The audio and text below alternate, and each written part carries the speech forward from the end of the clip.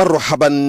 meeting bu coalition Diomaye président doon amal ci diwaanu Mbour bokk na ci li gën a fës ci xëtu yéenekaay yi enquête yéenekaay nañu naam def nañu ab mobilisation bu exceptionnelle waaye njiitu réew mi Bassirou Diomaye Diakhar Faye tegut ay tànkam ci meeting mu Mbour bi suñu naataango yi nañu moom njiitu réew mi dafa daal di sukkandiku ci sommet France Afrique bi ñuy amal ci Nairobi ngir layal di maanaam justifié bi la ñàkk teewaayam ci biile meeting suñu naataango yi enquête nañu maire Mbour di Cheikh Issa Sall daal dinay fekk si waa coalition Diomaye président docteur Abdourahmane Diouf ne benn président képp la ñu fal ci biir réew mi yaam yéene kaay Les Échos itam ne ñu ginnaaw biñ ko annoncé ci meetingu Mbour bi président Bassirou Diomaye Diakhar Faye mujj faa teg ay tànkam ab message vidéo la daal di yónnee waa coalition bi te buñ koy projeté boobu fekk na ni stade ba daal dinay vide daanaka bu ñu sukkandikoo ci yéene kaay Les Échos mais xamle ni ay àndandoom ci coalition Diomaye président daal dinañ koy réclamer ñaareelu mandat Vox Populi nañu bu dee am na lu xajam ci biile meeting lenn la moo di ñàkk teewaayu njiitu réew mi di Bassirou Diomaye Diakhar Faye waaye suñu naatango yi ñu ngi xamle ni moom njiitu réew mi daal dinay layal bi la ñàkk teewaayam texte itam daal di yëkkati bu woote jëmale ko ci force vive de la nation bi Serigne Gueye Diop daal di soobu ci xeexum ñaareelu mandat ngir président Bassirou Diomaye Diakhar Faye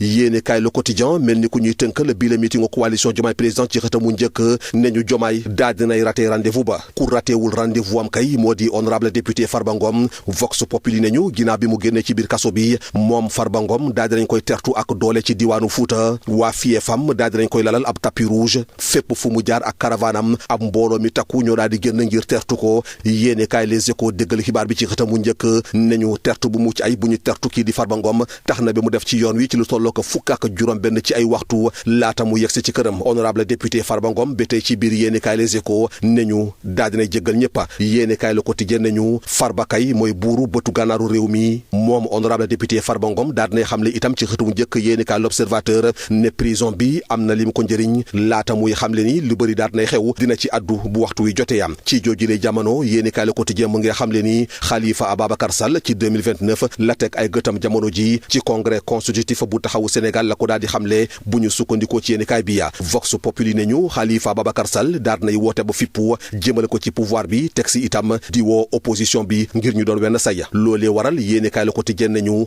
Khalifa Ababacar Sall daal nay fixé ab cap bu yees assumé li weesu woon ne amut lenn lu muy rëccu ci ànd bi mu àndoon ak ñu dënk jamono ji nguur gi ci biir Yewwi Askan Wi waaye Khalifa Ababacar Sall daal nay xamle ni jamono ji dinañu taxaw temb jaamaarloog ñoom ngir teg réew mi ci yoon ndar keppe ko réew mi quotidien mi xëyee ni ki tey jilee taxawaayu OFNAC jëmale ko ci xeexum ger suñu naataango yi nañu ci diiru juróom benn weer ñoom waa OFNAC daal dinañu jot ci lu tollook téeméer ak juróom-ñaar ci ay plainte téeméer ak ñeent fukk ak juróom-ñaari réquisition ñu daal di déglu di maanaam auditionné ci lu tollook téeméer ak juróom-ñetti fukk ak juróom-ñeent ci ay doomi aadama bu dee li ñeel déclaration de patrimoine yi réew mi quotidien ma nga xamle ni ci junni ak juróomi téeméer ak juróom-ñeent fukk ak ñeent daanaka juróomi téeméer ak juróom fukk ak juróom-ñett képp ñoo ko daal di déposé fu mu toll nii juróomi ñetti ministère ak yi institution ñoo ko matalagul ba léegi yam loolee waral yéenekaay leen foo nañu OFNAC ma ngee teg yi gëtam ci kaw ay ministre jàngeen jëf.